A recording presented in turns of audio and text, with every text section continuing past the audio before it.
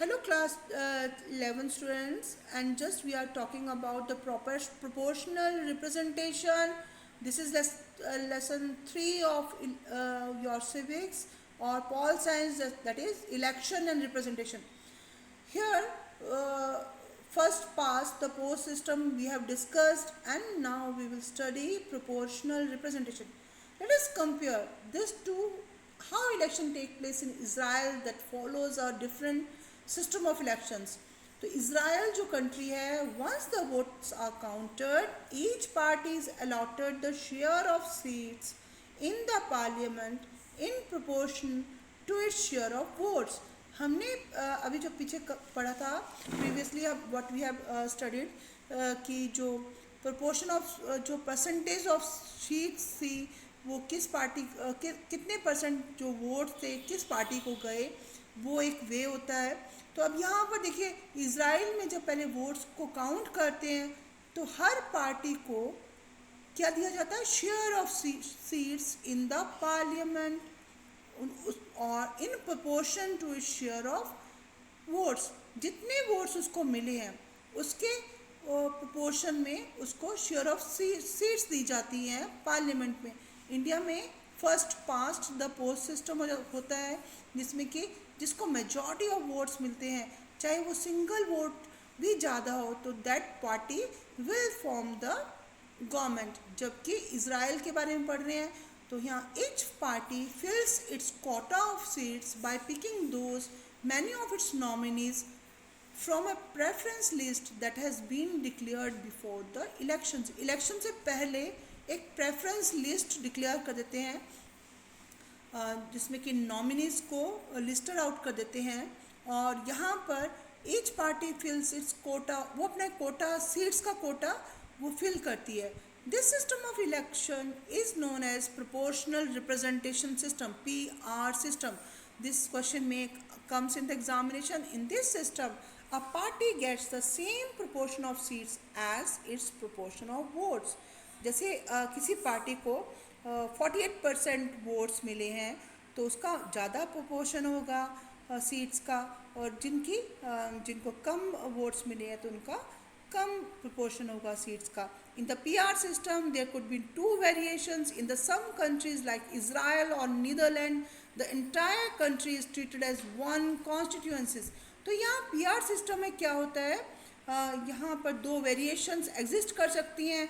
कुछ कंट्रीज़ हैं जैसे कि इसराइल और नीदरलैंड में, तो पूरी कंट्री जो है that is treated as one constituency, एक ही कॉन्स्टिट्यूंसी की तरह ट्रीट करते हैं पूरी कंट्री को, और seats are allocated to each party according to its share of votes in the national election.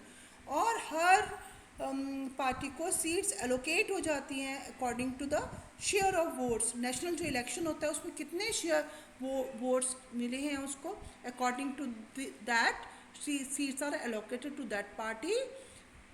The other method is when the country is divided into several multi-member.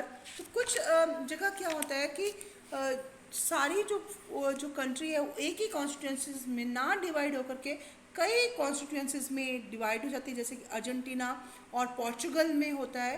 Each party prepares a list of candidates for each constituencies.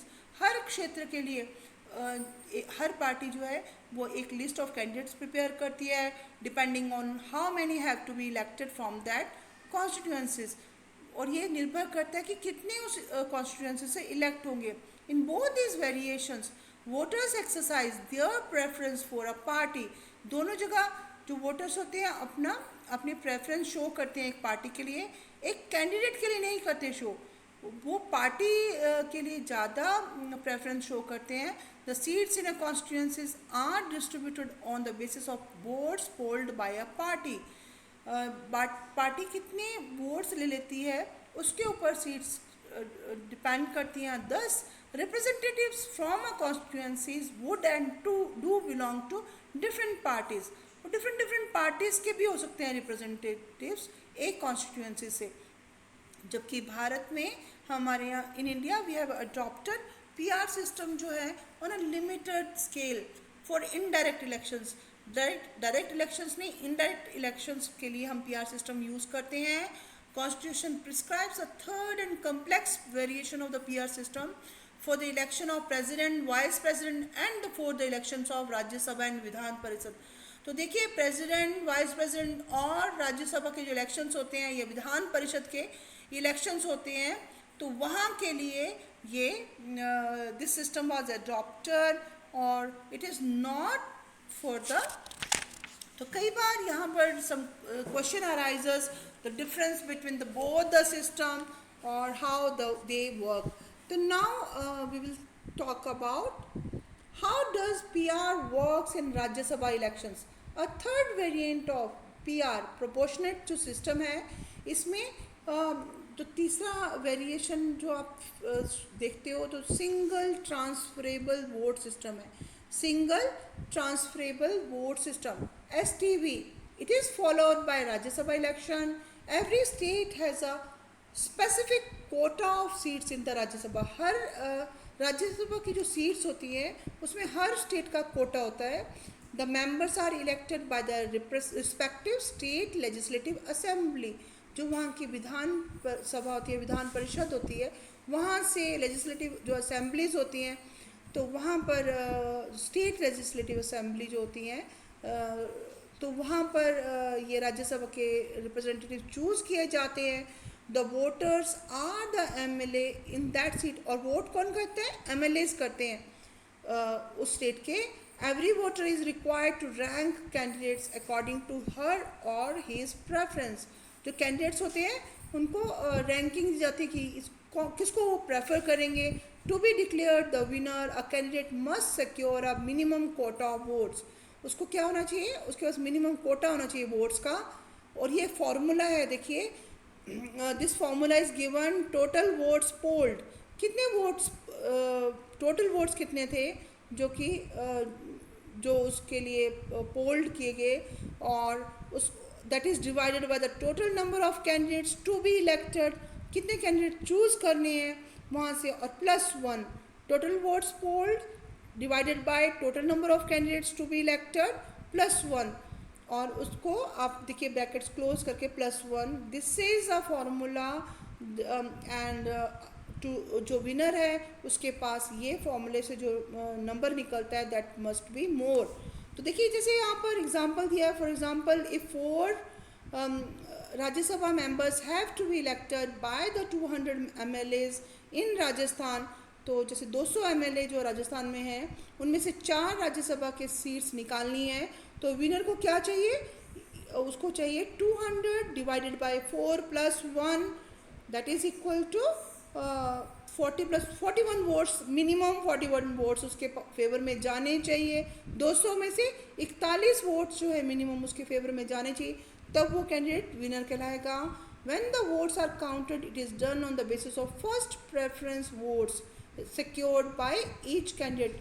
Her candidate ने कितने vote लिए हैं. Obvious the candidate has secured the first preference votes. If after the counting the all first preference votes, required number of candidates fail to fulfill the quota, जो कोटा जो है votes का वो fulfil करने में वो असमर्थ रहते हैं, तो candidate who secure the lowest vote of first preference is eliminated. जो जिसको सबसे कम वोट मिले हैं उसको एलिमिनेट कर दिया जाएगा और उसके वोट्स जो हैं वो ट्रांसफ़र कर दिए जाएंगे किस उस कैंडिडेट को जिसको कि सेकेंड प्रेफरेंस मिली है बैलेट पेपर पर. This process continues till the required number of candidates are declared elected. So this is a way of PR representation, proportional representation, that is in Rajya Sabha. So here we will discuss India adopt the FPTP system.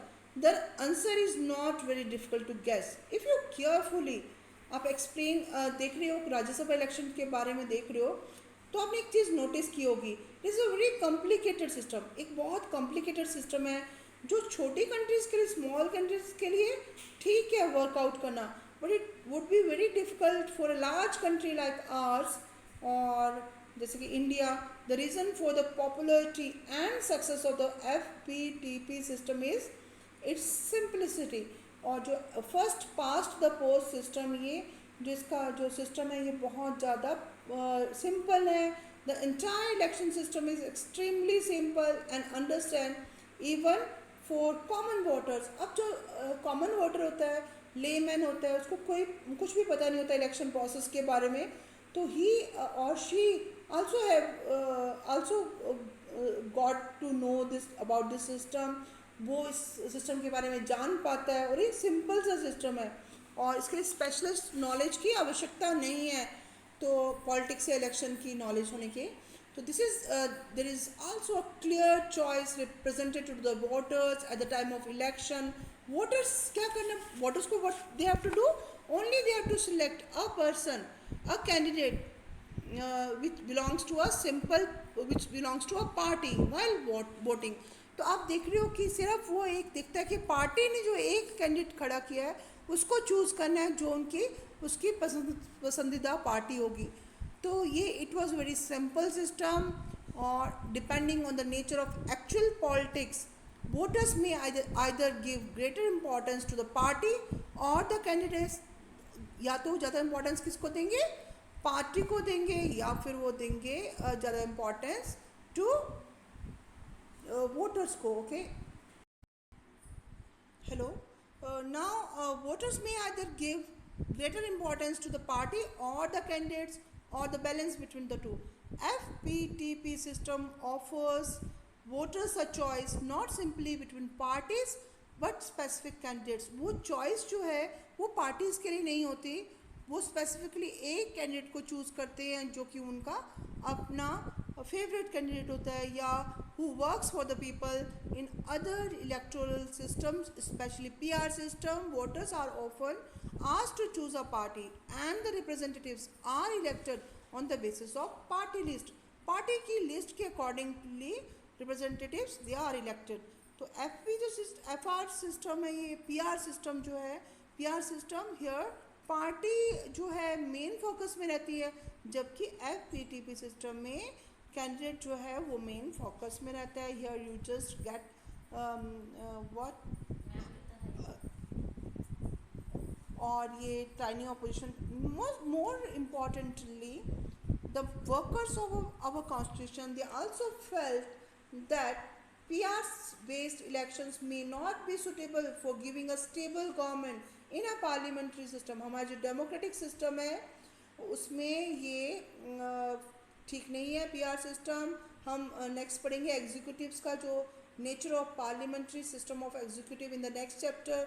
This system requires that it's executive, हमारे जो executive होते हैं जो administration करते हैं उनका they play a role in the legislature. PR system में not produce a clear majority because जो सीट्स होती हैं they may be divided on the basis of share of votes. तो एफपीटीपी जो सिस्टम है that generally gives the largest party or conditions some extra bonuses more than their shares of vote would allow. तो यहाँ पर आपने next देख भी रहे हो कि कैसे